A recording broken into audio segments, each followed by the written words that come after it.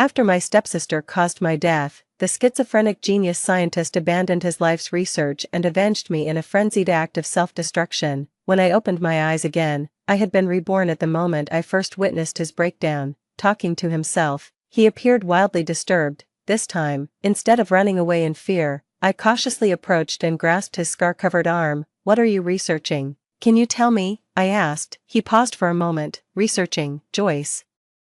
Joyce, my name. At the moment when I was completely engulfed by the waves, what I saw was Jojo's smug expression. "Goodbye, my dear sister. Only with your death can the family wealth and Leon be mine." It was only at that moment that I realized Jojo, who always appeared innocent and frail, harbored deep schemes and ruthless ambitions. Perhaps driven by intense hatred, my soul lingered after death, floating in mid-air, and followed Jojo home.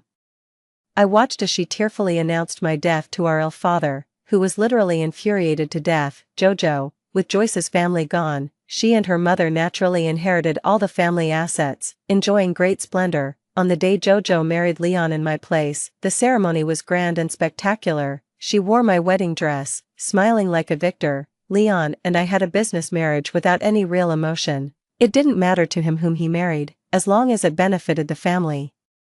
I thought it was just that, but when I saw the tender affection in Leon's eyes, I suddenly realized that he and Jojo must have been involved much earlier. A boundless hatred overwhelmed me, nearly tearing me apart. I was filled with hate and regret. At that moment, a Bugatti charged onto the lawn at lightning speed, creating a piercing crash. The guests at the scene instantly panicked and scattered. The Bugatti didn't stop. It continued circling the venue, wreaking havoc on Jojo's meticulously arranged setting. Finally, it braked sharply in front of Jojo and Leon. The door opened, and out stepped a man, his presence dark and crazed. It was Jason, the globally renowned genius scientist. The last time I saw him in the news was 2 years ago. He had secluded himself to work on a project. "This project is my life's pursuit. Without completing it, my life would be meaningless." After that, he vanished from the public eye.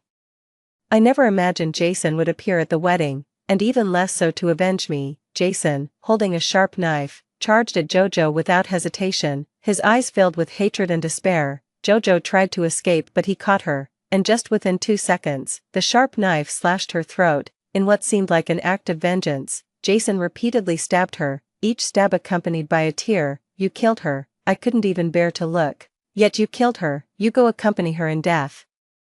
Go to hell and atone for your sins." Jojo was beyond dead. Jason turned, his gaze falling on Leon, who was preparing to flee. "You can't escape either." He charged like a cheetah, blinded by rage. Someone must have called the police. As the sound of sirens began to wail, the sky was overcast, and raindrops pounded down. Blood was smeared everywhere, surrounding the desperate and suffocating Jason. It was as if all his strength had been drained. He fell to his knees and wept. "My research, the pursuit of my entire life, gone. Joyce, I'm coming to join you." From the bottom of my heart, I cried out, "Jason." When I opened my eyes again, I was back to being 18 years old. There were no weddings, no bloodshed, just a tightly closed door. My heart trembled as I stared in disbelief at the door. There was a cute little bear doorbell on it. It was a gift from me to Jason, a gesture to win him over. Jason had transferred to my school in his second year of high school and was my desk mate.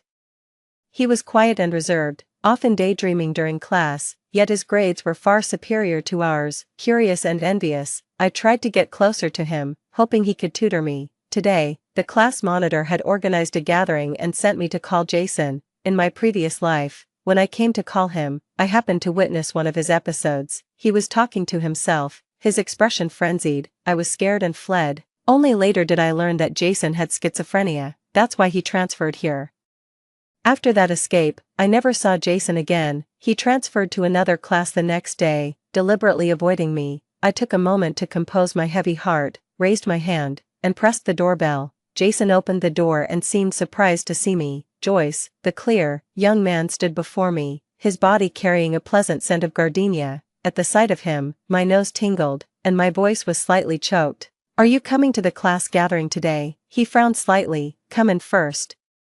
After entering, I noticed the surveillance at the entryway. Further inside, the living room had cameras too. These were things I hadn't noticed in my previous life. Jason poured me a glass of water. Seeing the redness around my eyes, there was a hint of worry and sympathy in his gaze. "Have you been bullied?" I took the water, smiling and shaking my head. No, just had a little argument with my dad. Jason was silent for a moment. Are you going? I am. Jason then looked up and slightly curved his lips. Good, let me change my clothes. Okay. I sat on the living room sofa, watching Jason enter the bedroom, my heart unconsciously racing. He had had his episode in the bedroom. I had read up a bit on schizophrenia, visual and auditory hallucinations. Jason had them both. When I heard Jason's raised voice from the bedroom, despite being mentally prepared, my hand holding the glass still trembled. Taking a deep breath, I stood up and cautiously approached his bedroom. Pushing open the door, I saw Jason's expression changing rapidly, now angry, now distressed. This approach to the research is completely unworkable. It's bound to fail. This angle is too tricky and time-consuming with little payoff, and I don't have that much time. There were clothes laid out on the bed that he was planning to change into. He had already taken off his coat, revealing his arms. They were covered in scars. It was shocking to see. The argument grew more intense. I clenched my fists, my palms sweaty. It wasn't until Jason calmed down and sat on the bed with a thump, frustratingly clutching his hair, that he exclaimed, "What should I do with this research?" After saying that, he fell silent for a long while. That's when I carefully approached him, holding my breath as I drew near. Jason, he didn't respond, just kept his head down, deep in thought. I noticed the crisscrossed scars on his arms and felt a tightness in my chest.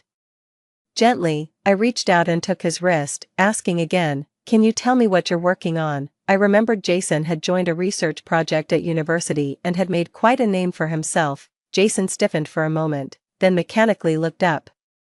His gaze was distant and wooden. He stared at me as if trying to recognize me. After a long while, a hint of joy sparked in his eyes, and he gripped my hand back. "I'm researching, Joyce," he said. A jolt went through my heart. Joyce, was he researching me? Triggered by something, Jason began to talk nonstop. "Who are you? You look like her. I like her. Can you give me some advice? I want to confess my feelings to her, but I'm scared. I'm sick. I should wait, but I can't. I really like her. Please help me." I snapped back from my shock. Tears had welled up in my eyes. "You should tell her directly. She won't reject you." No one knew that I had once had feelings for Jason. Who could resist a good-looking, smart guy during their teenage years? But later, due to fear, hesitation, and the erosion of time, those youthful heartbeats were buried and forgotten. Jason's eyes brightened at my words. "Okay." After the excitement, he seemed a bit tired. I helped him lie down, and he held on to my hand, refusing to let go. "Stay with me. I don't want to be alone." I sat by the bed and nodded. "Okay, I'll stay with you." Jason finally closed his eyes and gradually fell asleep. I looked around his room, noticing there were no sharp objects anywhere, and the door wasn't even locked, making it easy for me to enter. Yet, there were so many scars on his arms, and in such a large house, he was all alone. Jason, a wave of sorrow spread from my heart to every part of my body. The class leader sent me a message asking about my progress. "Jason won't be coming. Something just came up at home for me, so I won't make it either. Have fun without us." Alright then. The sun outside was scorching, its rays piercing through the window onto Jason's face, causing him to furrow his brow in discomfort. I carefully pried his hand open and went over to draw the curtains shut. His expression softened. I had intended to wait for Jason to wake up, but my phone rang again, this time. It was a message from my dad. He had already warned me earlier that he would be bringing JoJo and her mother, Mona, back home, and now he was asking if I was at home. I glanced at Jason, still lying on the bed. "I'm here. In my last life, Mona married into our family right after I graduated. My dad, fearing disharmony, had allowed them to live with us for a year. During that time, JoJo and her mother played their parts perfectly, completely deceiving both me and my father. This time, I was determined not to let them through my door." After leaving Jason's house, my bodyguard drove me back. As we arrived at the villa, I saw JoJo and Mona looking around in surprise, their eyes filled with excitement and greed. My dad, naively, was showing them around the house. With a stern face, I ordered the bodyguard, "Hit them." The bodyguard, shocked, responded, "Miss, hit them." At that moment, my mind was filled with the bloody tragedies of my previous life. I was so full of hatred. My dad, not very cunning, devoted all his energy to his company, yet Mona used him as a stepping stone for social climbing. I treated JoJo like a sister, always protecting her, but she envied and hated me, and eventually pushed me into the sea. Those ungrateful wretches, they deserved death. Although puzzled, the bodyguard obeyed. He stepped on the gas, and the car sped towards Jojo and her mother. My dad turned pale with shock. Joyce, with a loud crash. Jojo and Mona were struck and thrown onto the ground. I immediately got out of the car, tears streaming down my face. Dad, the brakes failed. I was so scared. I rushed into my dad's arms, clinging to him tightly, while comforting me. He sent someone to check on Jojo and her mother. In his heart, I was the most important, in my last life. He had made a will leaving everything to me and instructed me to take good care of Jojo and her mother. It was also for this reason that they harbored murderous intentions towards me. The emergency services soon arrived and took them away. My dad comforted me until I calmed down, and then he rushed to the hospital. I sat in the living room while the bodyguard stood in front of me, uneasy. Miss, if the gentleman checks the car, it's fine, you won't be dismissed. My dad wasn't foolish. Right now, I just really didn't want to see Jojo and her mother. You may go. The bodyguard respectfully left. I went upstairs to my room to wait for my dad to come back. I glanced at the time, unsure if Jason had woken up. His house had surveillance. If he was awake, he'd surely check it. In my last life, he probably saw me fleeing on the cameras and since then kept his distance from me, avoiding me. I sent him a voice message. Something came up at home, so I had to leave. Are you awake? On the other end of the phone, Jason sat desolately on the floor, the computer in front of him replaying the surveillance footage of the entire house. An hour ago, she had arrived. She had seen everything. Beside him lay a sharply honed triangular ruler which he uncontrollably dragged across his arm, repeatedly slicing into his flesh, blood streaming down. Why did it have to be when she came? She must be terrified, Jason choked out between sobs. At that moment, his phone lit up with a new message, a voice message. Trembling, he played it. A girl's clear voice came through. I had to go back home because of some issues. Are you awake? It took a while before I received Jason's response. Just a single, cold word. Yeah. I was puzzled. Why was he colder than usual? He must have seen the surveillance footage. He should know I wasn't scared. Wasn't he planning to confess his feelings to me? I decided to call him directly. Jason, I said when he answered, his voice sounding muffled. Yeah, words were on the tip of my tongue. But suddenly, I felt shy. I couldn't just ask outright why he hadn't confessed his feelings, could I? Do you have time tomorrow? Let's go to the haunted house in West City. I heard it's really thrilling, I emphasized. Just the two of us. Jason was silent. I waited patiently for his reply. There was a rustling sound on the other end, then suddenly, something seemed to drop. Following that, Jason's raspy voice came through. Okay. He paused, his tone apologetic.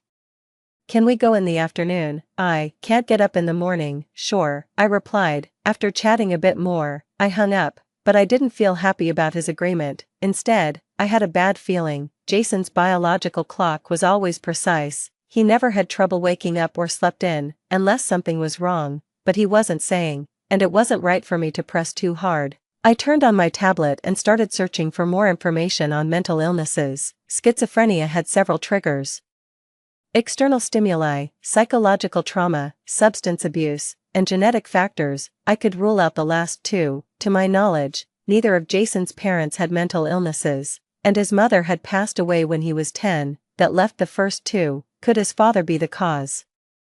I recalled his empty, surveillance-filled home. Jason lived there day and night, every move watched. It must have been suffocating. A heaviness settled in my chest. Looking at our chat, I took a deep breath. Jason, this time, it's my turn to save you. It was evening by the time my dad returned from the hospital. The bodyguard had messaged me earlier to inform me that my dad had confirmed the brakes were fine and pleaded for my help. Just after I replied, don't worry. There was a knock at my door. Joyce, are you asleep? I got up to open the door. Dad, my dad entered with a stern face. Sit down. He didn't ask me. He waited for me to confess voluntarily. Standing in front of him, I spoke in a low voice. I don't like them. My father, suppressing his anger, demanded. Reason. I took a deep breath. Dad, I had a dream. In the dream, you married Mona, and Jojo became my sister. We lived together for 10 years. I respected Mona as a mother and cherished Jojo as my own sister. However, Mona drugged you, causing you to fall gravely ill. After I took over the company, Jojo and my intended spouse conspired together, eventually leaving me to die at sea. They inherited the family fortune and lived gloriously. the hatred that had been festering inside me began to grow wildly, my hands tightened by my sides, nails digging into the flesh, yet it was nothing compared to the pain in my heart. My father's gaze was heavy as he stared at me, all because of a dream. My voice choked up. Mom passed away early, and it was you who raised me from a young age. You know best what kind of person I am, Dad. If it weren't for experiencing it firsthand, if I didn't hate to the core, would I let the bodyguard run someone over? I've never been impulsive. It must be something I inherited from you, Dad, unbeknownst to me. My father gripped the arms of his chair, his eyes fixed on my face. The air quieted down. We looked at each other calmly, but there was turmoil in both our eyes. No matter how much I tried to suppress it, strands of hatred still leaked from my eyes. My father's eyes gradually reddened. The usually composed man suddenly cursed. Finally, he closed his eyes and took a deep breath, trying to calm himself. In an instant, my nose tingled, and tears fell. Dad, my father opened his arms and gently embraced me, patting my back soothingly. His voice trembled. My Joyce has suffered. It's all my fault. I misjudged people. His voice grew firm. Don't worry, I will never let those things happen again. My heart trembled, and I couldn't hold back my tears any longer. The next day when I woke up, my father was not at home. He had said last night that he would take care of everything and that I shouldn't worry. Now, Mona and Jojo posed no threat at all. I wasn't worried, no matter how cunning. No brain can withstand the forces of power and money. My only worry was Jason. We had agreed to meet today, but he was late. Just as I was about to call him, Jason got out of a taxi and hurried towards me. Sorry, there was a sudden issue. Got held up for a bit. Did you wait long? Seeing the sweat on his forehead, I frowned. It wasn't hot today. The short run shouldn't have made him sweat. I handed him a tissue. I just got here too. Wipe off your sweat first. Jason took the tissue, wiped away the sweat, and smiled warmly. Where do you want to go?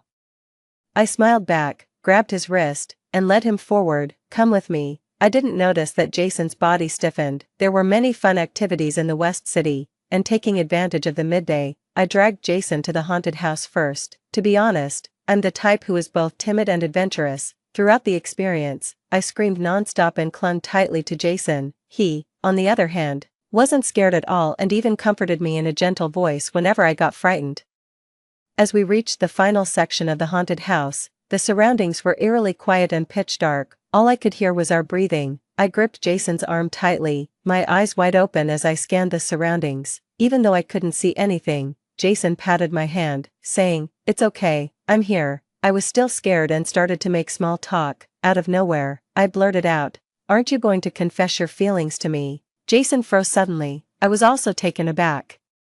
Damn my big mouth, why wasn't I shy now? But since the words were already out, I boldly continued, "Jason, the truth is I like you." But before I could finish, he covered my mouth. "Shoo, there's something ahead." My attention immediately shifted. I stared intently straight ahead. In the darkness, I couldn't see Jason's expression, nor could I tell that his face was pale and his expression panicked. Even the hand covering my mouth was trembling slightly. "Don't move, Joyce.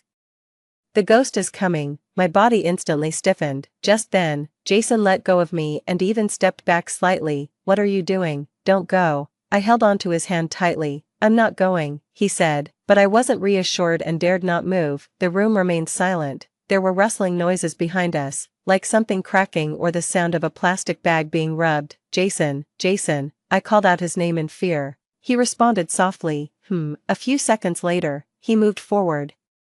"It's okay now. The ghost is gone." I paused, slow to realize. "Were you tricking me?" He chuckled softly. "You caught me." I was both angry and annoyed. "Jason, yes, I'm here. You've learned to be naughty." He wasn't like this before, but Jason just pointed out, "The exit is over there." I remained somewhat annoyed until we got out, but when I turned around and saw Jason's smiling eyes, all my anger vanished. However, his complexion looked terrible. My heart tightened. "Jason." He interrupted me. "What else do you want to play?" I forced a smile. The haunted house was really scary. "Let's rest for a bit." He nodded. "Okay." We found a relatively quiet restaurant and ordered some drinks. When Jason got up to go to the restroom, as he turned around, I caught a glimpse of a silver corner sticking out of his jacket pocket. It was brief, but I recognized it, a strip of pills. My hand tightened under the table. I knew that schizophrenia required constant medication. Today.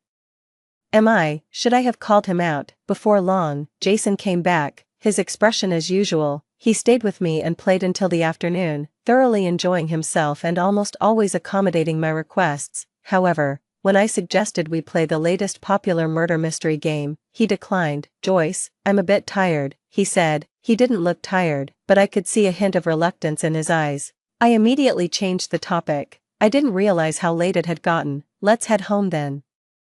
He nodded in agreement. As we left the western part of the city, the sky was a vast expanse of fiery red sunset. "It's so beautiful." I took out my phone and snapped several photos of the sunset, with the fiery sunset in front of me, the gentle Jason by my side, and the cool evening breeze around. A sudden thought struck me. I turned the camera towards Jason. "Smile," I said. Before he could react, I captured his photo and then switched to video mode. "Jason, do you like me?" Jason, who had wanted to stop me, froze. He stared at me blankly. "I like you, Jason," I smiled. In the camera, Jason's expression visibly shifted to panic and nervousness. I peeked from behind the camera to look into his eyes and spoke again.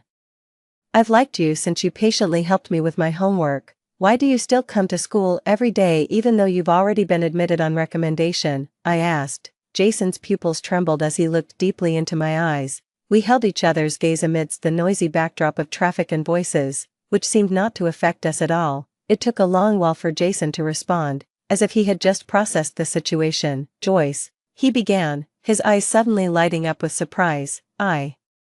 But a sudden ringtone from his phone interrupted him. His expression darkened instantly. I sensed something was wrong. Jason took out his phone, hung up the call, and his expression settled into calmness. He took my phone and stopped the recording, as if putting an end to something between us. "What does this mean?" I asked. Jason looked down at me, his tone bitter. "You saw everything yesterday. Aren't you afraid of me?" "I'm sick. I'm a madman." I'm not afraid," I interrupted, my resolve seemingly taking him aback as his eyes momentarily filled with tears, but quickly, he deflated, speaking in a downcast and listless tone. "Don't say things like that, Joyce." He sighed heavily, as if all his strength had left him. "I'm scared." I instantly understood. He was afraid this was just a whim of mine, afraid I would abandon him, afraid to have something only to lose it again. I stepped forward, wanting to embrace him, to show him my commitment wasn't fleeting.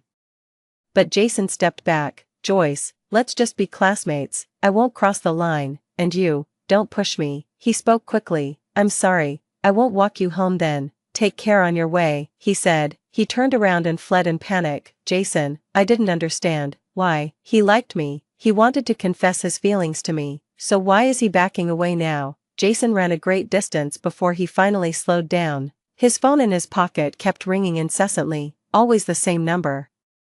He didn't want to answer it at all, but eventually, he did. "Hello." On the other end, the voice of a man was calm and stern. "Why aren't you answering your phone? Why did you turn off your location services and unplug the surveillance?" 3 consecutive whys made Jason feel suffocated. This morning, when he had gone to the hospital to get his medication, he had already answered a call. The caller on the other side angrily questioned why he was still harming himself, asking if he was in love with Joyce. "Does your little desk mate know you have a mental illness? Does she know you harm yourself every day, that you need to take medication every day? Do you think her kind words mean she's interested in you?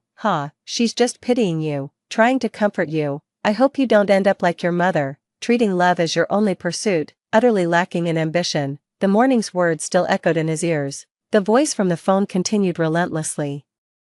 "You've grown bold over the months, not just talking back but daring to defy me outright. It's just a few words from me, and you dare to unplug the surveillance and turn off the location services. What, you want to die out there? I'm putting so much effort into this for whom? Humph, if it weren't for your mother's despicable and ruthless tactics, do you think I'd bother to care about you, a lunatic? Do you think Joyce would like a lunatic? Don't delude yourself. Someone like you isn't worthy of her." Jason suddenly let out a low, unsettling laugh, prompting passers-by to instinctively steer clear of him. He said, "Yes, I'm a lunatic. I'll turn the surveillance back on now, and then, let you see a corpse. How about that? Or maybe I'll turn on the location services, and you can guess where you'll find me, in the river, at the station, or in the morgue." Jason's words grew increasingly manic. "What to do? I really want to die, father." He deliberately emphasized the word father. The person on the phone fell silent. Jason laughed louder and louder. "Father, shall I go and die now?" would you prefer I get hit by a car or jump into the river? You, Jason. Jason quieted down, listening to the intense breathing on the other end of the phone. He chuckled, if you don't want me dead, then never let me hear those 3 words from your mouth again. Her name. Merely uttering it, he felt was a desecration. A beep beep sound came from the phone, the other side had hung up. Jason looked up at the evening sky. Joyce, God knows, when he heard the words I like you, his whole body was boiling with excitement. But, oh well, I'm going to hurt you, Joyce, I'm sorry. Jason fell to the ground, covering his face as he sobbed. He longed for her yet couldn't bear to hurt her. He was greedy yet dared not make a move. Living is so difficult. Ever since I confessed my feelings, Jason stopped coming to school.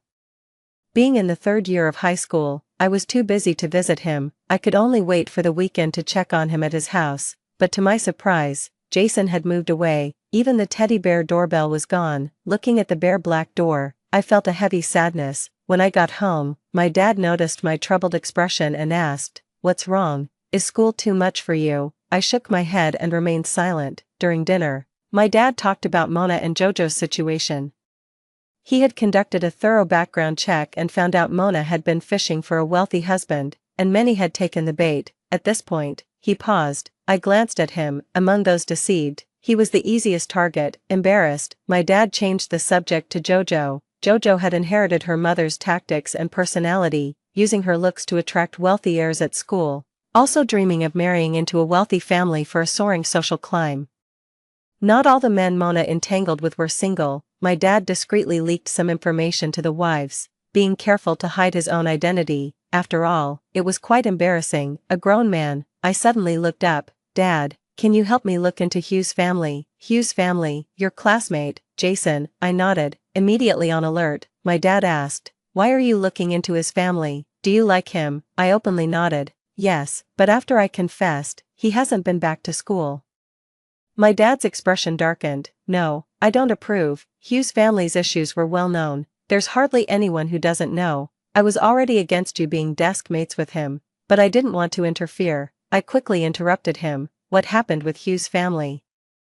After glaring at me for a while, he began to explain. Hugh's family was not originally from the capital but from Jeong City. Originally, the 2 families arranged a marriage, and Jason was born. Susan had loved Hugh since she was young and was devoted to him. However, Hugh did not love her back, and when she found out about his affairs, she became hysterical. She would often take her anger out on Jason. Later, when Susan heard that Hugh had fathered a child with another woman, she completely lost her sanity. After having the mistress and the illegitimate child killed, she personally mutilated Hugh. Then, she locked herself and Jason at home, planning to die together with him. At that time, Jason was 10 years old. He didn't understand much but instinctively wanted to live. He hid and then witnessed Susan's death. The incident was well known at the time. For a whole month, it has been trending on social media.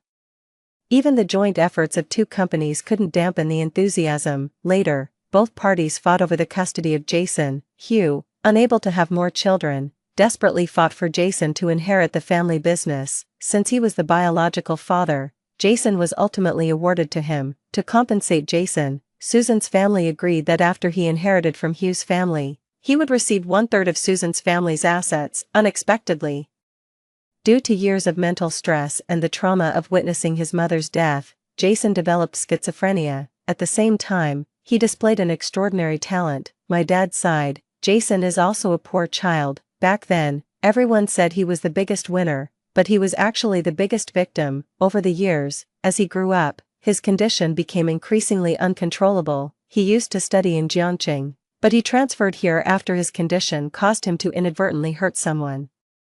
The day you told me you had a new desk mate, I was worried. That's why I had a bodyguard protect you closely. Joyce, you must not fall for him. I was stunned, silent for a long time. No wonder Jason refused when I suggested playing a murder mystery game, because there was a part where you witness your mother's death. No wonder he declined, saying he was scared. Not scared that I would reject him, but scared that he might hurt me. My dad slammed the table. Joyce, I'm talking to you. I looked up. Dad, I'm afraid, I can't do that, right now, immediately. I desperately want to see him, but I don't know where he is. Jason has always been good at avoiding me. In a past life, he kept an eye on me without my noticing. This time is no different. Even after the college entrance exams, the people I sent couldn't find out where he was. I even went to the university he was supposed to attend, but still couldn't find him. Why is he avoiding me? I asked, frustrated. My best friend handed me a glass of wine. It's simple. Because you like him, my friend explained. Before, when you didn't like him, he could warn himself not to act rashly, not to do anything that might make you dislike him. But now that you like him, and you're making direct moves, he can hardly resist. He can't help himself, but he doesn't want to hurt you, and with his condition, he can only hide. It's a mix of insecurity, sensitivity, and avoidant attachment, my friend sighed.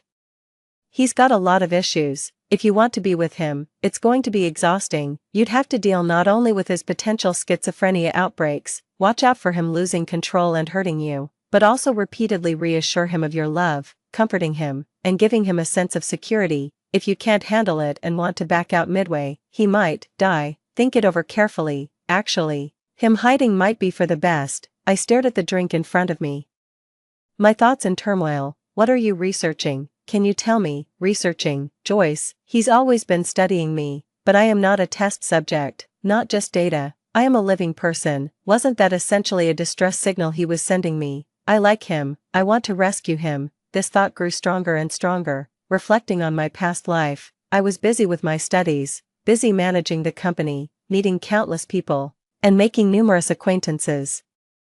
I admired their talents and was dazzled by their appearances, yet, none stirred that trembling in my heart. What seemed like a casual brushstroke in my youth has, over time, become increasingly bold and vivid. Finally, through my relentless efforts, at the beginning of freshman year, I found Jason at his school. He had become even thinner, his whole being shrouded in melancholy, not as bright as before, though he was never really that bright to begin with. The moment he saw me, Jason froze.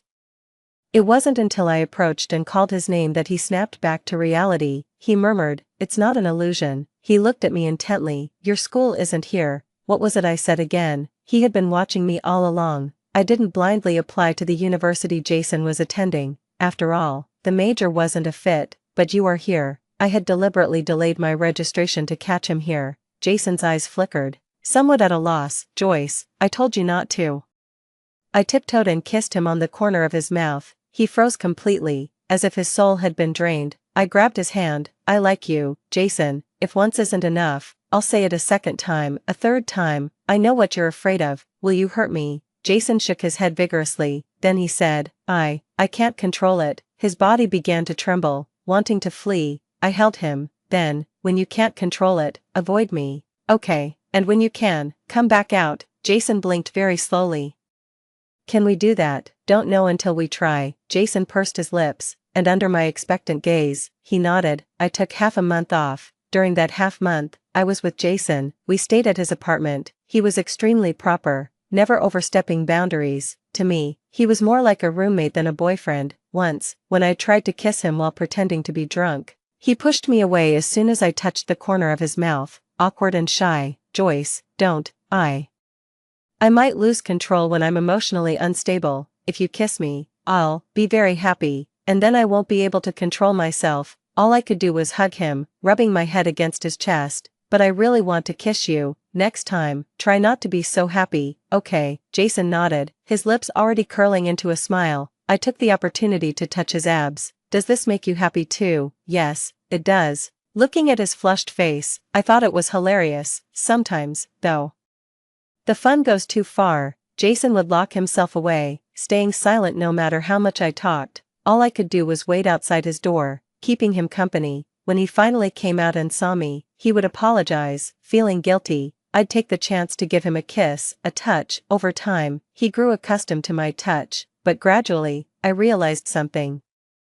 Jason doesn't express his needs, he just indulges me, going along with whatever I want. This, actually, is not good at all. Just like now, as I was packing and telling him that I needed to go back to check in, he was clearly reluctant but just nodded and agreed. I went downstairs and sat for half an hour. When I went back up, I saw Jason in a fit of rage, having thrown everything around the room. She's gone. She's gone. She doesn't love me anymore. She's so far away from me. I miss her so much. I want her so much. It's because I'm not good enough. She doesn't like me anymore. At the moment Jason raised a knife to harm himself, my heart tightened, but I didn't rush in to stop him. He had warned me several times before, during his episodes of self-harm, not to intervene. He couldn't distinguish me in those moments and might hurt me. If he realized he had hurt me after regaining his senses, he would feel even more guilty and despairing, and would hide even more. I watched helplessly as Jason hurt himself, feeling as though the wounds were also on me. It was incredibly painful. After what felt like an eternity, Jason stopped. He gradually regained his composure. That's when I entered. The moment he saw me, his first reaction was panic, fear. Joyce. He hurriedly hid his arms behind his back, unable to face me. I stepped up to him, steeled myself, and slapped him. Jason's head turned to the side, his body began to tremble. He couldn't stop apologizing. I'm sorry, Joyce, I didn't mean to. Don't be scared, I won't hurt you." He didn't look at me, just let tears fall to the ground. I grabbed his collar, forcing him to look at me. "Jason, what is the purpose of having a mouth? Can't you say if you miss me, need me, love me? Say it, say you miss me, need me, love me." Jason looked at me with tear-filled eyes and repeated my words. "I miss you, need you, love me, I need you, I miss you, Joyce," he repeated over and over. I bowed my head and kissed him. It was a kiss mixed with tears, salty. I sniffed. "I know, so, I'll stay for 2 more days, I said. Jason's eyes lit up. He repeated, "Joyce, I need you. I really need you. I can't bear to be without you." I hugged him tightly. I understand. From now on, you have to tell me everything, your thoughts, your needs. That's the only way I can understand. Do you get it?" Jason tightened his arms around me, as if he wished to meld me into his very bones. "I understand. I'm sorry. Jason choked up. "I know," I reassured him. "The truth is, he doesn't really know how to love someone. That's why he's cold to others, but with me, he's compliant. No one ever taught him how to love. No one ever asked him about his feelings or cared. People knew he was unwell and would just avoid him. I tried to act normal, but in reality, I just hide away," he confessed. Hearing this, my heart ached for him. "You don't have to. I love you. Just follow my lead. Love me the way I love you, and love others in the same way." After spending another 2 days with Jason, it really was time for me to go back. After clinging to each other for half the day, he reluctantly drove me to the airport. "Joyce, can I move to be with you?" he asked. I shook my head. "Jason, this is the second lesson I want to teach you. Don't give up your own future and dreams for someone else. Don't lose yourself, even if that person is me.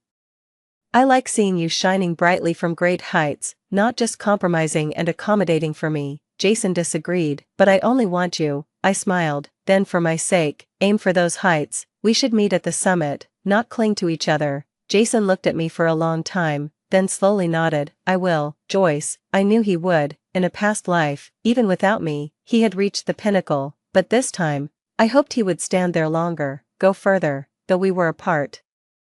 We'd meet whenever we had the chance. Jason continued taking his medication, seeing his doctor, and with my guidance, his condition had greatly improved. His episodes were becoming less frequent. At the same time, he was developing more skills, like, "Joyce, I want you to kiss me. Joyce, I want you to touch me. Joyce." His requests grew bolder with each plea. Soon, following the trajectory of his past life, Jason made a name for himself. He was called a genius scientist. It was then that his father, Hugh, came to visit, asking him to come back and take over the family business. Jason happily agreed. It took him half a year, but, returning to Hugh's family, Hugh was ousted and deprived of his inheritance. Then, he was kicked out without hesitation. At the same time, Susan's family fulfilled their promise by giving him 1/3 of their assets. Suddenly, Jason became the talk of the town, with his name echoing through the streets as media outlets clamored to cover his story. Yet,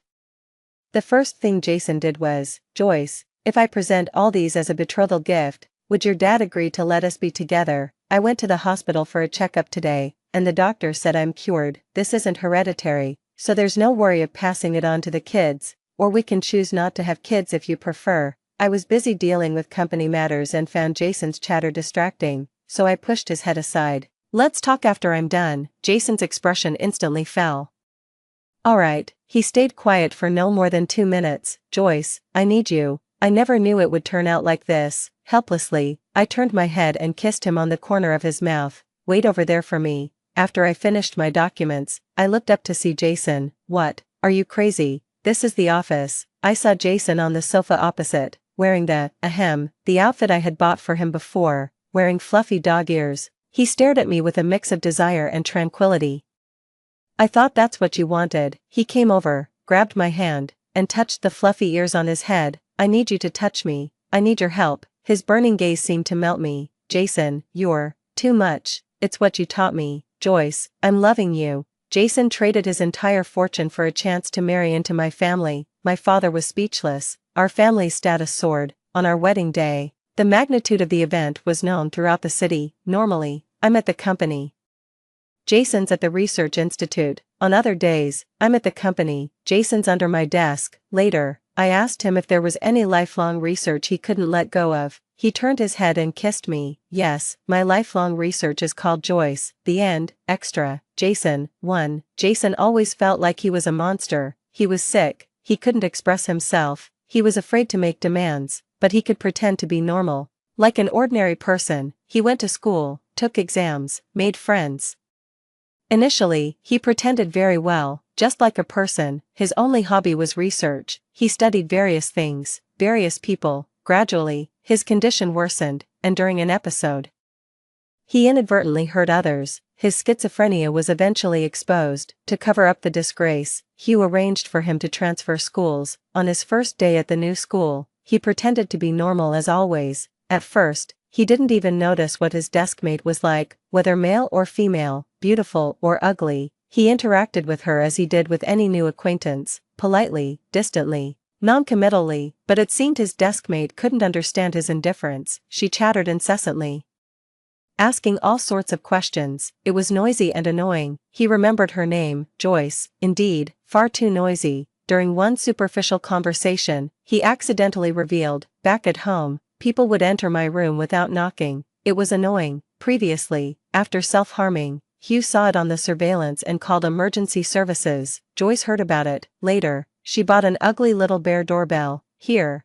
install this on your door. From now on, it will ding-dong whenever someone opens the door. Out of politeness, he accepted it and thanked her. That was the beginning of an avalanche. All sorts of clutter started accumulating in his hands like it was free. His room could barely contain it all. Gradually, he got to know Joyce. Gradually, it seemed he started to care about her. He looked it up. This feeling was called having a crush, but he was ill, very ill. He was terrified of Joyce finding out, so he kept pretending.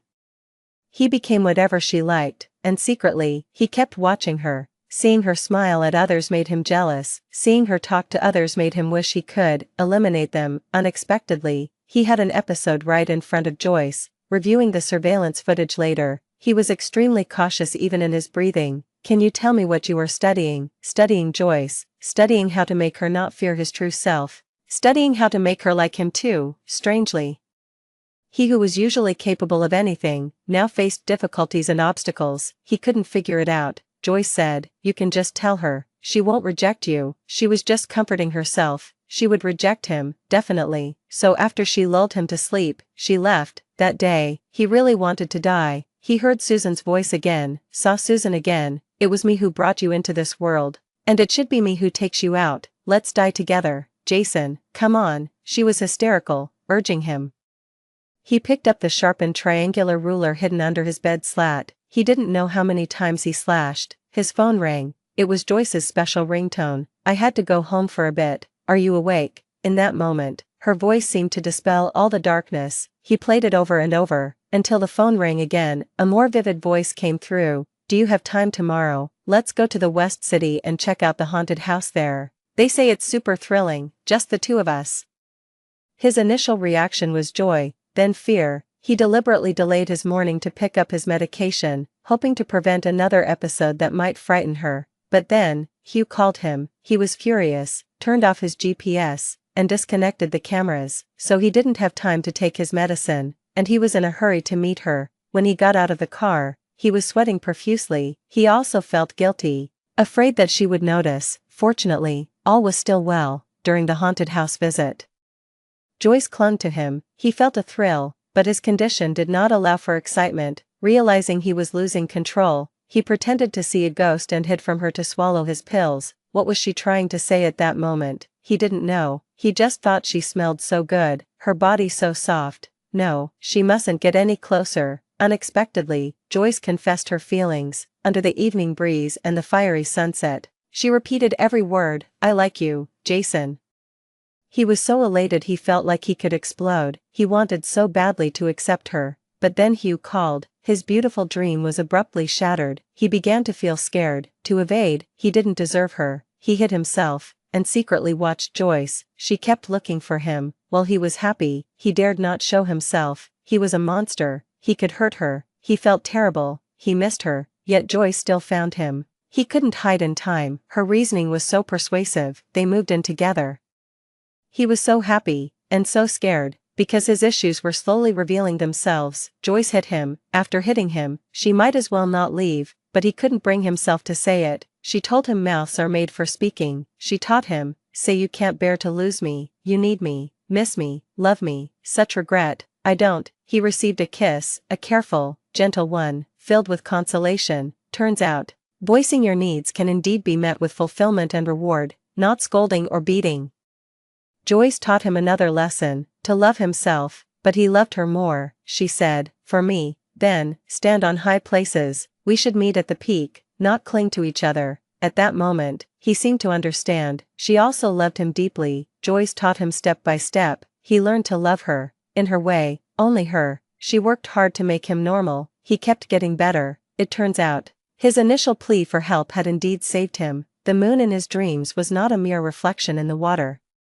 Story 2. I am the cherished first love of a wealthy family who was brought back to life 4 years after my death. By then, my replacement had already taken my place successfully, wearing my face and taunting me smugly. "Everything that was yours is now mine, you're too late." However, she didn't realize that the allure of the beloved first love is so strong that once I appear, everyone abandons their principles to come to me. 1. I'm back, Mom. As I pushed open the grand doors of the Shin family home without any resistance, I greeted my mother, who was sitting on the sofa, with a smile. Just like every time I returned home, it seemed like an ordinary day, but suddenly, there was a loud clang. It was the sound of her teacup smashing on the floor. Her response to my return was a tearful cry, "My Yushi is back. I am Shin Yushi, the young mistress of the Shin family, who died from heart failure, in my dying moments." I was bound by a system for quick transmigration, and I realized that I was just the tragically early deceased first love in a story about replacements. The real protagonist is my look-alike replacement. Due to her appearance, she crossed social classes and caught the attention of the wealthy elite, becoming the darling of their world. Eventually, my parents took her as their goddaughter, my childhood friend became her lover, and my younger brother obeyed her every command. She received everyone's love, but all this was predicated on my death. So, when the system asked if I was willing to complete the task and return to life in my original world, I didn't hesitate to agree. Why should my life be a mere stepping stone for someone else, even my tragic death being used as a starting point for someone else's happiness? So, I came back. "Mom, it's me, I'm back." My mother's embrace was as warm as ever, but now it felt almost suffocatingly tight, as if she was afraid that I would disappear if she let go. I sighed and gently patted her frail body, comforting her. The system altered memories, changing my death from a futile medical rescue 4 years ago to a disappearance in a maritime accident. She thought she had been searching for me day after day for years, now, regained what was lost. However, this tearful mother-daughter reunion was soon interrupted by a noise at the door. "2, Mom, look what we bought for you." Before she even appeared, a sweet yet unfamiliar female voice rang out. A young girl carrying a box of pastries rushed in first. Soon after, I heard an extremely familiar voice, filled with indulgence. "Slow down, don't run." With just that phrase, I recognized him, Seajiha, the boy I grew up with. "Mom, do we have guests? Why are you crying?" This was my brother, Shinju, who spoke as he entered, but with my back to him, he couldn't recognize me. He only saw our mother and a young girl embracing and crying, and he hesitated before asking. I felt my mother grip my hand even tighter, her eyes red and lips trembling, wanting to speak but tears kept flowing. "Mom, don't cry, what's going on? Who is this sister?" "Ah, Jiha, why are you pinching me? It hurts." The sweet voice spoke again, this time with a hint of whining complaint. Jiha seemed to sense something. His intense gaze fixed on my back, indifferent to the young girl's complaint, his Adam's apple moving as he tried to utter a familiar but long strange name. Why is everyone acting so weird today? The security guard at the door even said I had just come back a while ago. How strange, the girl muttered, glancing at our crying mother. I glanced at my silent brother and Xia Zhiheng, whose mood was visibly off. Finally, my gaze rested on myself, and a sudden uneasy premonition rose in my heart. As if to confirm this premonition, I emerged from my mother's embrace, turned my head, and looked at them. Ah Ju, Zhiheng, long time no see, Yushi. Xia Zhiheng's voice trembled almost imperceptibly, while Shinju was much more outspoken. Shin Yushi, you dare to come back? Where have you been all these years? Did you know I really thought you were dead? How could you? The 18-year-old boy was far from composed. He spoke through clenched teeth, his eyes frighteningly red, tears falling like tiny pearls uncontrollably. Feeling guilty, I patted his shoulder. Ah Ju has grown up. Back then, he was just a 14-year-old kid, and now he's all grown up. Seemingly unable to hold back any longer, he rested his head on my shoulder, sobbing softly. Sister, I missed you so much. This was a reunion filled with both sadness and joy. It was only when a food container dropped to the ground that everyone noticed the girl who had been standing at the door, silent until now. I looked at her. Her face, so similar to mine, had lost all color and looked terribly disheveled. We sat down together for a dinner where everyone had different thoughts, surrounded by dishes I loved. My mother kept serving me food zealously, while Shinju peeled shrimp for me conscientiously. When Xia Zhiheng subconsciously placed my favorite plum pork ribs into Yun Tian's bowl, everyone paused momentarily. Thank you. Yun Tian tightened her palm, her tone calm as she thanked him. Her first words since learning of my identity. Xia Zhiheng paused, then responded faintly. I didn't let the undercurrents at the dinner table bother me and continued eating calmly. Your room has remained unchanged. I've been cleaning it every day myself. Now that you're back, go rest well. The doctor will come to check on you later, and your father will be back tomorrow. My mother's incessant chatter was her way of showing care, and I responded to each point. They didn't say much about Yun Tian, but I wasn't flustered. This was the confidence of being loved. What I hadn't expected was that if I didn't go to the mountains would come to me. Late at night, my room door was knocked. Opening the door, it was Yun Tian's familiar face, standing there with a glass of milk. I raised an eyebrow at her, somewhat surprised, thinking it was an attempt to ease the awkwardness, but unexpectedly, her expression changed from the silence at the dinner table to one of scorn. You should have stayed dead. Why come back? Do you think you can beat me? I've been winning them over for 4 years, except for this room. Everything you once had is now mine. You've come back too late. Understand? Strategy was a familiar term. Her words had just ended when, without waiting for my reaction, she poured the milk over her own face and then, with a scream, fell to the ground as the glass shattered with a crisp sound. Tears streamed down her face. Sister, I'm sorry. I just wanted to please you. There was no malice. It had been a long time since I had experienced such a low-level trap, and in that moment, I even found it somewhat amusing, coldly observing the pitiful girl on the ground, her clothes thin, the milk soaking her hair, her eyes red and fearful, overall evoking pity. In truth, I wasn't keen on competing with Yun Tian, whatever her reasons. She had been the one providing some comfort to my loved ones over the years. I bore her no great malice, only wishing she would understand the situation and back down on her own, but her hostility towards me was clearly not insignificant. The commotion of the night always draws attention, especially on such a day. None of the people in the house had any intention of sleeping, so when Yun Tian screamed, a few other doors opened one after another. What happened? Is it Yushi? Did something happen to Yushi? Mother Shin, pale-faced and hastily dressed, had even put on her shoes incorrectly. It was only when she came out and saw me standing there unharmed that she breathed a sigh of relief. Over the years, her sleep had been poor, frequently disturbed by dreams filled with unsettling images. Mom, after confirming I was safe, Yun Tian's plaintive call finally reached her ears. What happened? Why did you fall? Mother Shin frowned as she looked at the shards of the cup next to Yun Tian. Before Yun Tian could reply, she spoke again. How could you be so careless? What if the broken glass had hurt someone? Get up now. It was sister. Yun Tian pursed her lips, on the verge of tears, but her performance was once again interrupted. What happened to your hand? Shinju very clearly grasped my hand, noticing a small, bleeding wound on the pale back of my hand, likely caused by a splinter of glass.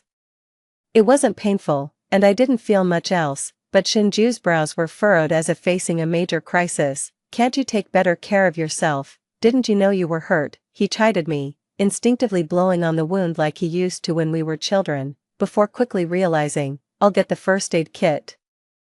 Saying this, he was about to run off. Mother Shin also hurried over, distressed. Ju, go quickly, she's bleeding. Yushi, does it hurt a lot? It's my fault, I didn't notice you were hurt. She held my injured hand, filled with guilt. Yun Tian, once again ignored by everyone, couldn't help but twist her face in a moment of frustration. Ever since her face had helped her marry into a wealthy family, she hadn't tasted defeat. The doting of her parents, the care from her lover, and the attention from her younger brother were all within easy reach. She thought she was the happiest person in the world, but why did the deceased have to come back to life? Mom, it's okay, it's not painful. I noticed Yun Tian's resentment and jealousy, knowing she wouldn't let this go easily. Some things, when possessed for too long, are subconsciously assumed to be one's own. Mom, I'm in pain, I'm hurt too. Yun Tian, seizing the moment when Mother Shen was distracted, grabbed a piece of glass, her palm bleeding profusely. She spread out her cut palm pitifully, tears welling up in her eyes, longing for her mother's attention and affection. The first aid kit, I've got it. Shinju appeared just in time, pausing briefly as he saw Yun Tian's bloodied hand. Ju, it hurts. She knew exactly which tactics worked best with Shinju.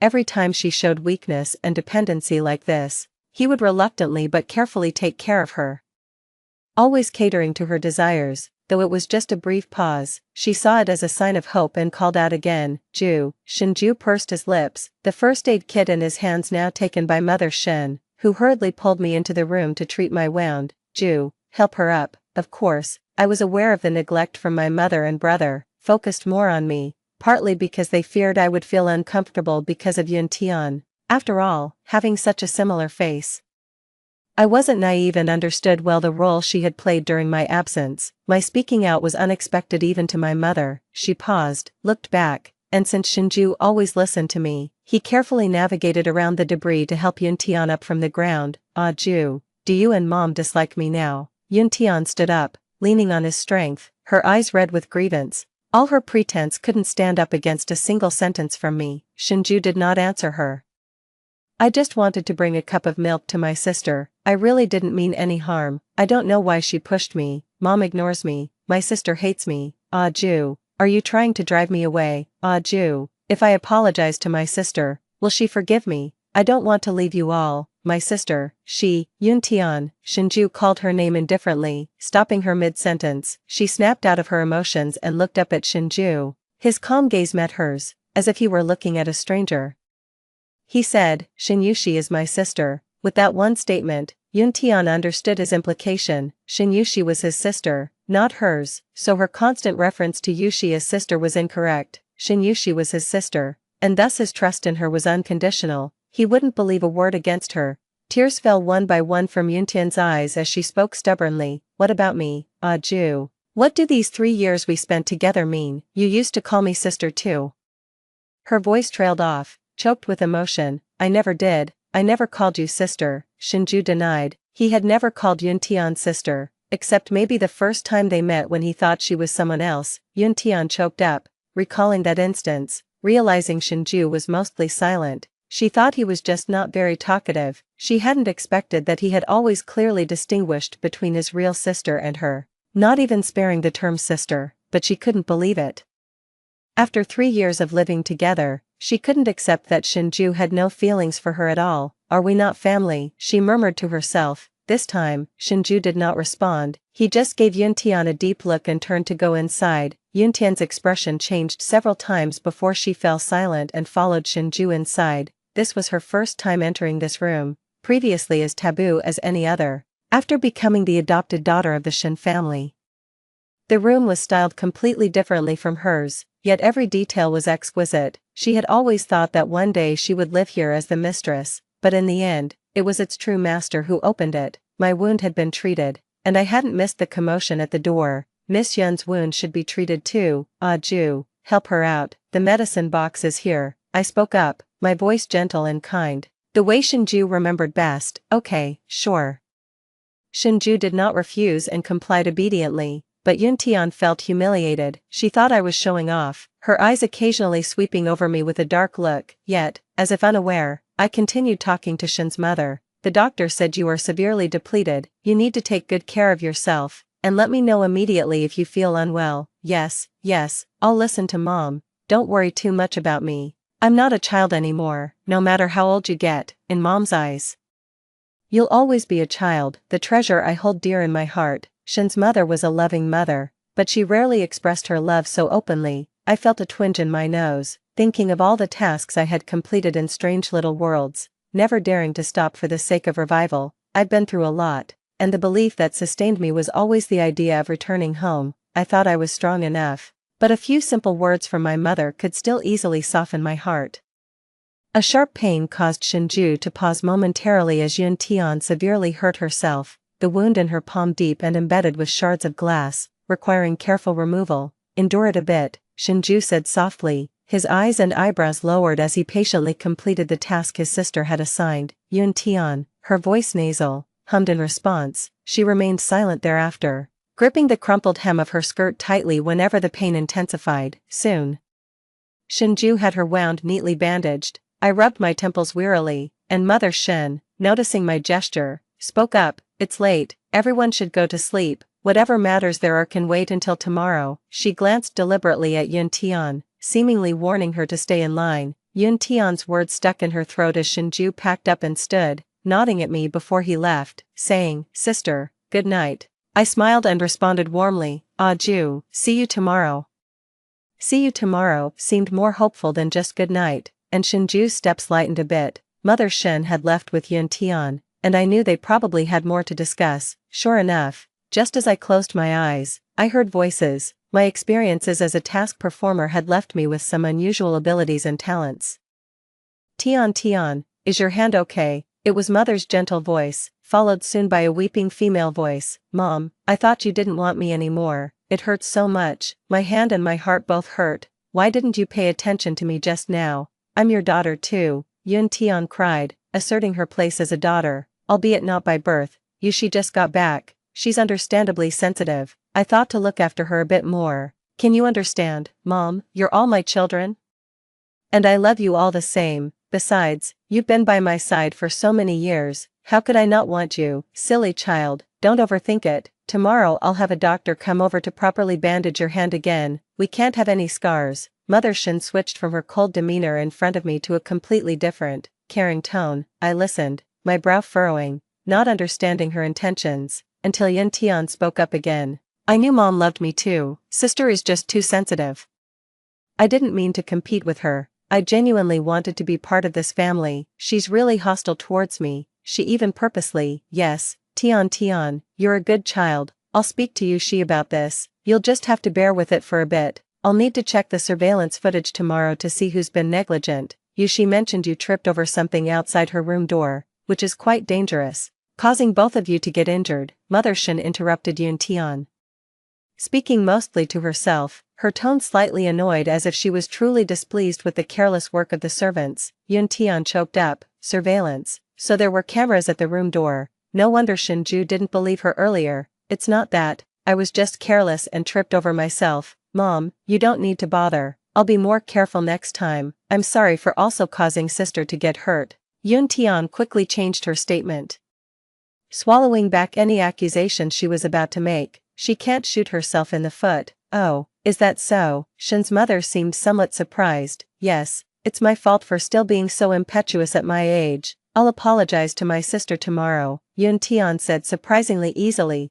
It might be because she was overly confident about their relationship over the years. To her, it was just a minor hiccup that didn't matter much. 11. Host, are you feeling sad? The quiet outside had returned, but I was still pondering the conversation between my mother and Yun Tian. Although my mother seemed to have little affection for Yun Tian, she was very comforting behind the scenes. Every word seemed meaningful, appearing to show concern, but in reality, they were all meant to favor me. And Yun Tian, why did she so easily believe what my mother said? I was reminded of the term strategy she used. Does she also have a system like me? Before I could figure it out, the system, which had been unbound, suddenly spoke in my mind, asking if I was feeling sad. I paused, somewhat astonished. why have you come back? I still want to see if the life you chose is worse than listening to me, not returning to the original world, and choosing immortality. No, this is where I belong. I shook my head, denying the system's words. But your mother has acknowledged another daughter. You're not the only one anymore. Like all the past world's beloveds, you will eventually be replaced by a substitute. No. Maybe you have already been replaced. Isn't it good to live in memories where one is always cherished? The system didn't quite understand human emotions. It could only analyze from actual situations. That won't happen. I trust my mother. A mother's love for her child cannot be faked, and I firmly believe she loves me deeply. My conversation with the system ended with its silence, and I knew it hadn't left for good. The night grew more silent, and I closed my eyes in fatigue. It was my soul that was more exhausted than my body, though each death wasn't the end. The recurring agony was something I had genuinely experienced. 12. Brother Zhiheng, are you here to take me out? When I saw Xie Zhiheng's figure, Yun Tian had already eagerly thrown herself into his arms. With Shen's mother's comforting words from last night, she felt she hadn't lost. It was just the initial impact of the returned beloved that was strong. Over time, she believed she would stick around, so. Facing Xie Zhiheng, she was equally confident. I watched the two embracing not far away and stopped in my tracks. My hand is injured. Can you pamper me today? Yun Tian showed her newly bandaged palm to Xie Zhiheng, seeking sympathy. Usually, he would have been very sympathetic, but this time Xie Zhiheng paused, and after realizing, he pushed the person in his arms away. Sorry Tian, I'm not here for you today. Yushi, do you have time for a chat? He looked up at me. I raised an eyebrow, glanced at Yun Tian, who was full of hostility towards me, and smiled in agreement. Sure. For the first time, Xie Zhiheng resisted Yun Tian's coquettish behavior, giving us a chance to be alone. In the cafe, we looked at each other in silence, so quiet that I thought he just wanted to have a coffee with me. I thought after such a long time, we would have a lot to talk about. Xie Zhiheng sighed deeply. I stopped stirring my coffee and looked up at him. What do you want to say? You're still the same as before, cutting straight to the point. He didn't leave any room for subtlety. He laughed, seemingly confident in his understanding of me. First, I owe you an apology regarding Yun Tian. I was wrong, he said, admitting his mistake of treating her as a stand-in for me. I will explain things to her clearly. Yushi, do we still have a chance? His gaze was intense as he looked at me, reminiscent of the unresolved tension between us 4 years ago. It's not possible anymore, I replied decisively, leaving Xie Zhiheng stunned. He froze, unable to comprehend why I would respond this way. Why? He asked almost reflexively. Simply because I don't like you anymore, I answered without any burden. After so many years in this foreign world, I've seen enough of such dramas and even found them somewhat dull now. This meeting ended unpleasantly, but I quickly put it behind me. However, someone took it very seriously. Enjoying your chat with someone else's boyfriend, sister. Yuntian's voice suddenly emerged from behind me in the flower room. I paused in trimming the branches and turned to look at her. Don't you find it tiring, maintaining this facade? Before others, she played the weak and vulnerable, but with me, her tone was full of provocation. Tired? Why would I be tired? Playing your role allows me to live a life like yours, which is far too easy, but I just can't understand. Why are you still alive? She shed her frail disguise and became aggressively confrontational. How I live is none of your business. What's not yours will never be yours. Lives built on pretense never last. Isn't it better to be yourself? If you want, I can give you some money. I don't really care for the identity of the adopted daughter of the Shin family. I was willing to be merciful before things got out of hand, but I'm no saint ready to step aside and let her trample over me and claim a legitimate place in the Shin family. Your high and mighty attitude is truly annoying. At the end of the day, you're just being hypocritical. You must really hate me deep down. Shin Yushi, are you jealous of me, or are you scared? Yuntian couldn't help but cover her mouth and laugh, as if she had seen a weakness of mine that no one else knew. Shin Yushi, you're not as confident as you think you are. You're scared that even after your return, they will still choose me. After all, during the years you were gone, it was I who was by their side day and night. Haha. Yuntian grew more convinced of her own words, her demeanor smug. I hate smart fools. Since that's the case, there's nothing left to discuss, I said.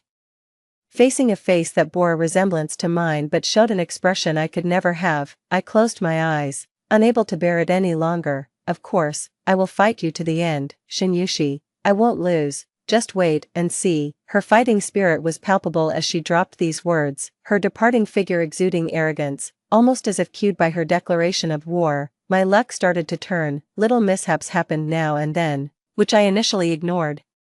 Until a car accident almost broke my legs. Thankfully Shinju appeared just in time to save me. A narrowly avoided accident left my mother in tears and trembling with fear. I began to stay alert, and indeed, during the birthday banquet that day, another accident occurred. This was the first birthday I celebrated in 4 years since coming home, attended by friends from my old social circle. They clinked glasses and reminisced with me. Compared to me, Yuntian's situation was much quieter. After all, an adopted daughter couldn't compare with one's own flesh and blood, let alone a stand-in, whether in terms of emotional ties or perceived value. These scions of wealthy families preferred to socialize with me. "Sister, this drink is for you," Yuntian said politely in front of others, almost too sweetly. I didn't take her glass but chose another from the waiter's tray. "Then I'll have the same as sister," she said, casting a subtle glance my way. I was willing to maintain the facade of cordiality with her and slightly nodded in agreement. She took the initiative to toast me, and in this battle between the true principal and the substitute, it seemed unsurprising that I had the upper hand, but I knew Yuntian wasn't someone who would give up easily. Almost as soon as she made a move, I signaled with my eyes for someone to follow her. Soon after, a piercing scream erupted. Yuntian emerged from Shinju's room, her dress torn and her face flushed, stumbling as she ran. My heart tightened until a waiter passing by slipped something into my hand, calming me down. "Why did you drug my drink?" Yuntian accused, blushing with shame before fainting. Immediately, someone dialed for a doctor. The guests present, spurred by her outcry, cast strange glances my way. Some more perceptive ones even thought to take their leave. Not wanting to offend anyone lightly, however, I spoke up at this moment.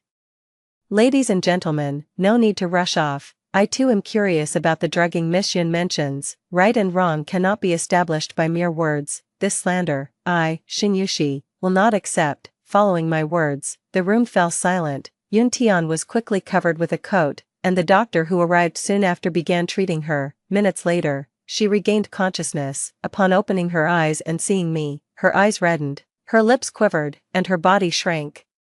"Jiheng has broken up with me. Do you still refuse to let me go? I know you hate me, thinking I'm unworthy to be your stand-in, but I've always regarded you as my sister, and Ju, he protects you so much. Are you afraid he'll monopolize the Shin family, so you want to frame him too? Even though I'm adopted, incest between siblings would be a huge scandal." Her words were filled with schemes and provocation, not just trying to alienate my family from me but also to tarnish my reputation.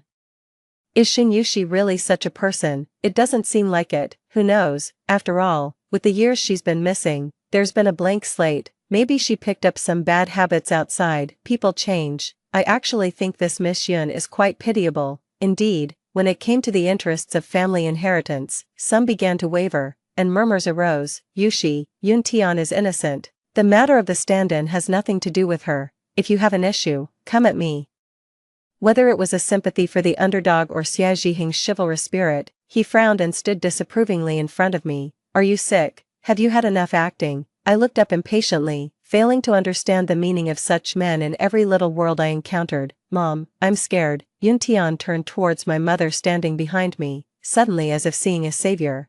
I turned around and was about to speak when my mother interrupted me for the first time. "Enough, stop this now."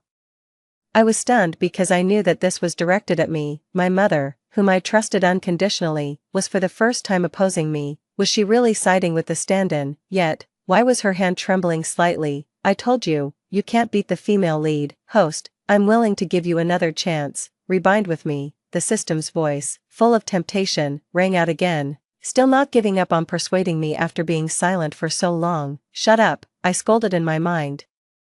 Already annoyed. "What did you say I did again?" I asked, looking at Yuntian with a stern gaze. She seemed proud, basking in the scolding I received from her mother on her behalf. "Of course, it was about drugging. You didn't want to drink my cup of wine, so guiding me to drink another was your intention, right, sister? I can't believe you hate me so much, even to the point of hurting Ju. He's your own brother. You're too cold-hearted." Yuntian was crying. Yet the look she gave me was one of bright defiance and pity. She seemed to think I had already lost. "Thanks for standing up for me. I just came back with a gift for my sister." Can someone tell me what's going on? Shinju, who had said he was feeling unwell and resting in his room, suddenly entered neatly dressed from the doorway. He was holding an exquisite gift box, obviously not lying. Everyone was stunned, since Shinju wasn't in the room. Yun Tian's hasty exit earlier must have been self-directed. Yun Tian was also confused. Although the lights were off, she clearly felt someone in the room. Miss Yun was so proactive just now. Turns out she mistook someone else, a young man said as he walked out of Shinju's room. His every move was casual, his shirt unbuttoned revealing ambiguous red marks on his chest. This was Shinju's notorious playboy friend. While everyone's attention was diverted, I took the opportunity to grab Shinju's phone and inserted a memory card given to me by a waiter. The video on it showed Yun Tian's self-directed actions. Is this the drugging you mentioned? I pulled up the video of Yun Tian toasting to me, then secretly adding powder to her drink. She also specially had a servant bring water laced with drugs to Shinju under the guise of caring for him. Then entered his room when the time was right, but she didn't expect that the person sleeping in the room wasn't Shinju, and the playboy, following his principle of taking advantage of situations, had allowed her approach. How can it not be this way? This video is fake, Yun Tian exclaimed in disbelief, frantically calling out to her system in her mind. Why aren't you helping me block this? What are you doing? Do you even know who your real master is? I was taken aback. Catching the desperation in Yun Tian's eyes, how could I hear her inner voice? Her system remained unresponsive, but I sensed a familiar energy fluctuation. As the mocking gazes almost drowned her, Yun Tian called out desperately, "Mom," as if commanded. Shin's mother suddenly spoke up, "Enough, Yu Shi, Tian was just joking with you, don't take it to heart." I couldn't believe such disjointed words came from my most trusted mother. Anger tinted Shinju's face. But I held back the impulsive young man from lashing out. The expressions of the guests varied, but Yun Tian was visibly pleased. "Right, sister, it was just a joke, a naive prank. You won't hold it against me, right? I just wanted to foster a closer sisterly bond. I won't dare do it again." She cheekily stuck out her tongue, her flimsy excuse convincing no one, but it was the protective stance of Shin's mother. "Of course, I wouldn't mind, if we were at a circus. I suppose I'd be more supportive there." I dropped the comment and quickly led the increasingly agitated Shinju out of the scene. I really can't understand her. Why does she still defend that person? They used to say Yun Tian was your substitute. I thought she couldn't bear the pain of losing you and found someone else to focus on. She wants a happy family, and I played along with her. But now that you're back, what is she really doing? Is she sacrificing her own daughter for her adopted one? Shinju punched the wall, a teenager who couldn't fully grasp the complex emotions. He just felt that his mother's actions were unfair to his sister. "Don't be angry, I'm not upset. Her tricks can't hurt me." I pulled his hand away, feeling somewhat helpless as his knuckles were reddened. When he was younger, he would need me to soothe even the smallest scrape, and now he resorts to punching walls. "But Mom," enough. I'll handle this. Why don't you tell me what happened during the years I was away? I felt like the plot had changed from what I had known before. Shinju pursed his lips and nodded. "Mom, did you have a nightmare again?" In the middle of the night, when Shin's mother came to check on me, I opened my eyes and called out to her. This wasn't the first time she had come to check on me secretly at night, but it was the first time I didn't pretend to be asleep. I only learned today from Shinju that she used to have nightmares and had trouble sleeping until Yun Tian came, and then things slowly got better. Seemingly not expecting me to be awake, Shin's mother paused, opened her mouth as if to say something, worry evident in her eyes. Finally, she awkwardly said, "I'm sorry." Those 3 words made me cast aside all my doubts, my heart aching uncontrollably. "Mom, you have nothing to apologize for. I know you have your reasons for what you've done, right? Yushi, death is painful. If I could, I would really want my child to never have to experience these things, but I'm a useless mother, only able to watch her die over and over again in different ways, powerless to stop it." Her tears fell on my face as she tenderly stroked my hair. My expression remained calm, but inside, a storm was brewing. Did she mean that she could see every one of my deaths? What an impact that must have had on her. I felt somewhat suffocated by the thought.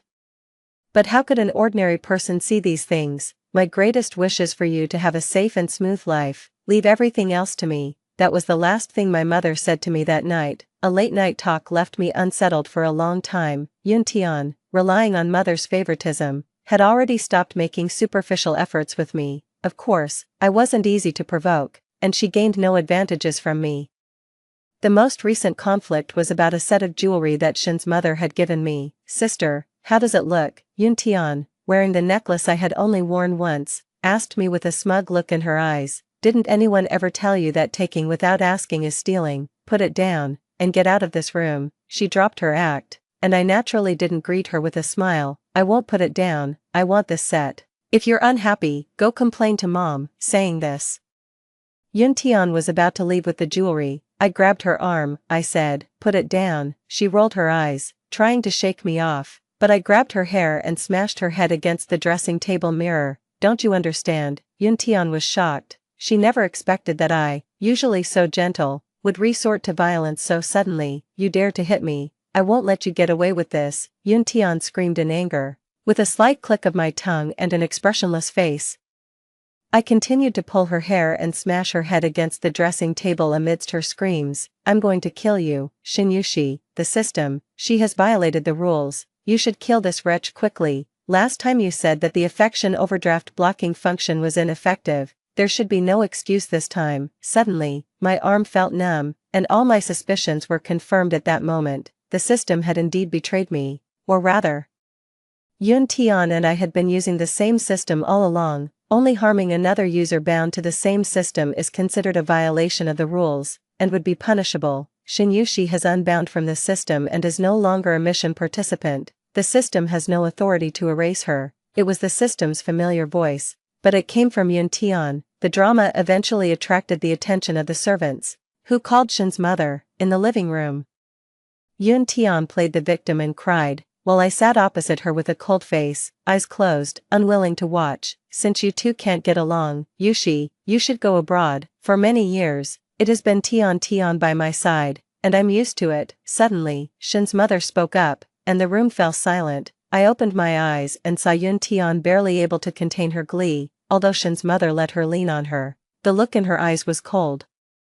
But Yun Tian, too thrilled, failed to notice. Her words sounded like a victory trumpet, and people often overlook crucial details when they are too proud. Alright, I looked at Shin's mother, remained silent for a long time, and finally spoke that single word, loser. Yun Tian mouthed provocatively as she leaned against Shin's mother. The decision for me to go abroad was thus settled, and Yun Tian couldn't wait to declare her victory to the world. There was much gossip in our circles, and Shinju was so angry he didn't come home, but he couldn't change anyone's decision. System, I've thought it over. I'm willing to rebind with you. I want to make them regret. Maybe you are right. The moonlight is only worth remembering when it exists in memory alone. I looked down and gave a bitter smile, met with silence. No reply from the system. Have you abandoned me too? Maybe I shouldn't have come back to life, I muttered forlornly, time ticking away. Suddenly, the familiar voice spoke again. Host Shinyushi, do you wish to rebind with System 933? Please confirm yes or no. My eyes flickered, but I pretended to be overjoyed. That's great, you're still here. Yes, host, I have always been here. You were right. Human emotions are too fickle. I lost to my own substitute. What about you? Will you betray me? I probed quietly, and after a few seconds of silence, the system continued. The system cannot betray the host, or it will be destroyed.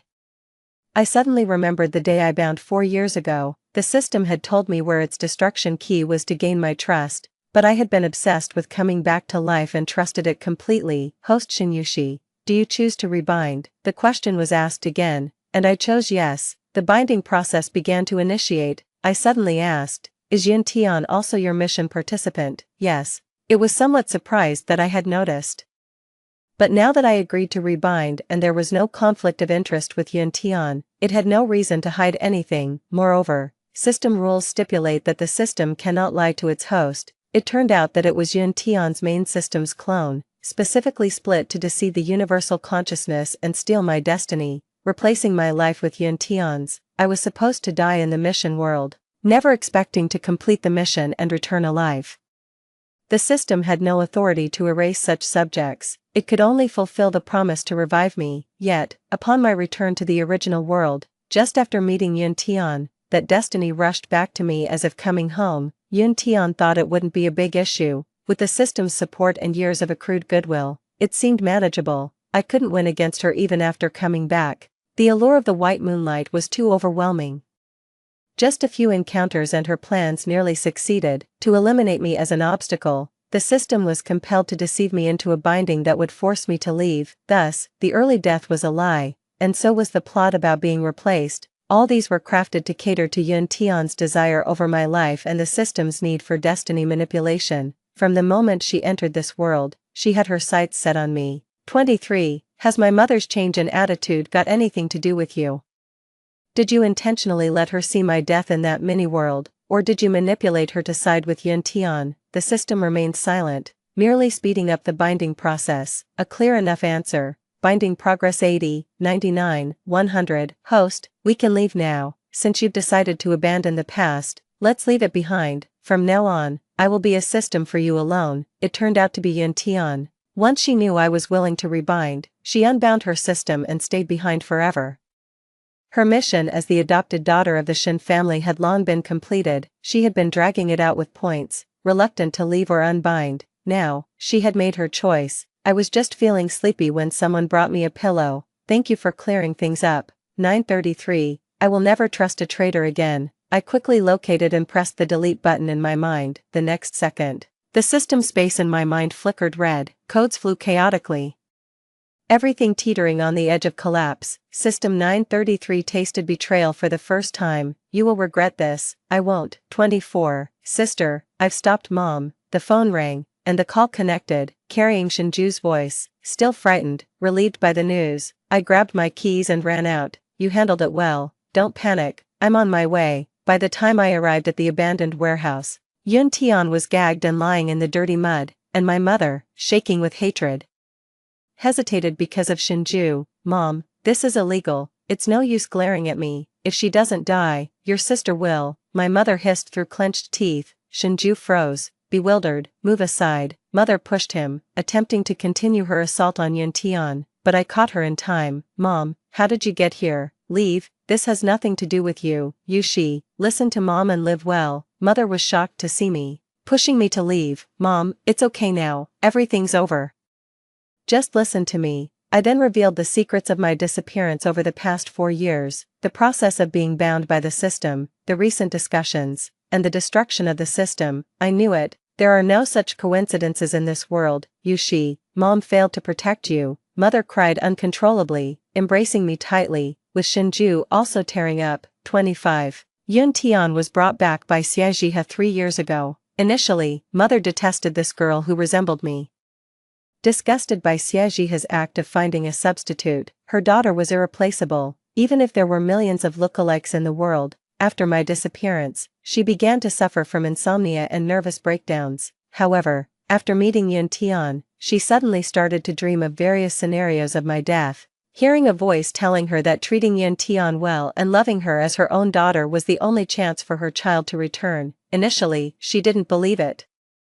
As the images in her mind became more frequent and vivid, she tentatively began to reach out to Yun Tian, hoping for relief. Indeed, things improved. It was like seeing a beacon of hope. She showered Yun Tian with affection, which everyone assumed was her way of compensating for something missing. Yet, during the sleepless nights, she secretly prayed for her own child to return. Not long after she officially adopted Yun Tian, I truly came back. At just one glance, she recognized the differences between Yun Tian and me, and she was overwhelmed with emotion. She thought this would mark a perfect ending, but then that voice started haunting her again, warning that neglecting Yun Tian would bring me misfortune. Initially, she couldn't control herself and tried to make amends quietly, but to no avail. It was only after a car accident shattered her hope that she realized she must protect Yun Tian openly. She did as advised, and the situation improved. However, Mrs. Shen felt a chill run through her body. She firmly believed that the instigator would ultimately benefit from all this. Determined not to let me be constrained for life, she sent me abroad to lower my guard around Yun Tian and take matters into her own hands. To eliminate the threat, the voice was likely a result of hypnotic suggestion. After Mrs. Shen went missing, her mental state deteriorated, perhaps exploited during a moment of weakness. 26. Yun Tian woke up, looked around in panic, and then frantically sought our help. I turned towards the commotion, but Shinju screamed, "Where did Yun Tian go? Who is this?" The girl on the ground had an ordinary, unfamiliar face, one we had never seen before. that's Yuntian. What? Shinju was confused, but Mrs. Shin was not as surprised. Now unbound, she no longer had to pretend and merely glanced briefly before looking away. Shinju tore off the tape from her mouth. Mom, save me. It was Shinyushi who wanted to kidnap me. Save me. Seeing me, she tried to throw accusations my way, but Shinju quickly retaped her mouth, met with a fierce glare from Yuntian. Can't you speak properly? We are here to rescue you. Don't be ungrateful. If you can't speak nicely, we might just leave you here alone in this abandoned warehouse. Who knows if those violent criminals might return, Shinju subtly threatened, naturally. The kidnapping was orchestrated with hired goons, and Yuntian hadn't seen their faces. The Shin family maneuvered behind the scenes. She could find no evidence. Yuntian softened her demeanor, looking pleadingly at us, so Shinju tore off her tape again. Nevertheless, the kidnapping case was left unresolved, with no news leaking from the Shin family. 27. I am Miss Shin, let me in. When Yuntian returned from the hospital, nobody recognized her anymore. Her face bore no resemblance to her former self, and no one believed her claim of being Yuntian. Stop pretending, everyone knows Miss Shin. Do you think we are blind? The gates of the villa remained closed, and Yuntian was driven away by security. I am Yuntian, she fumed, but no one paid her any attention, until she saw Xie Zhiheng visiting. She approached him. Zhiheng, they won't let me go home. It must be Shinyushi's doing. You are. Xie Zhiheng paused, faced with a stranger. I am Yuntian. Don't you recognize me either? Yuntian became agitated, then touched her face and screamed, Ah, my face, what's happened to my face? Finally, she saw her reflection in the glass. A face she had long forgotten was her own. Yuntian was devastated, unable to accept it, and stumbled away desperately. Xie Zhiheng thought he had encountered a madwoman and paid her no mind. He was there to apologize. He didn't understand what had happened. He had exhausted their childhood friendship with his words, but he still owed an apology. I didn't accept his apology. He seemed distraught as he left. When I heard from him again, it was somehow related to Yuntian. 28. Yuntian couldn't accept her original appearance, and the system never returned. She didn't lack the desire for revenge, but each attempt ended with her getting caught red-handed. Out of options, she turned her attention to Xie Zhiheng, hoping to start over. But without her previous face, Xie Zhiheng didn't recognize her. In a scuffle, they both ended up in a car accident. Xie Zhiheng injured his leg, and Yuntian was left mentally incapacitated. I scrolled through the news on my phone, raising an eyebrow. It seemed like just desserts. Yushi, dinner's ready, my mother called out, carrying a pot of soup from the kitchen, my brother yawning sleepily. I got up, coming, outside. The moon hung perfectly in the sky, luminous and unsetting.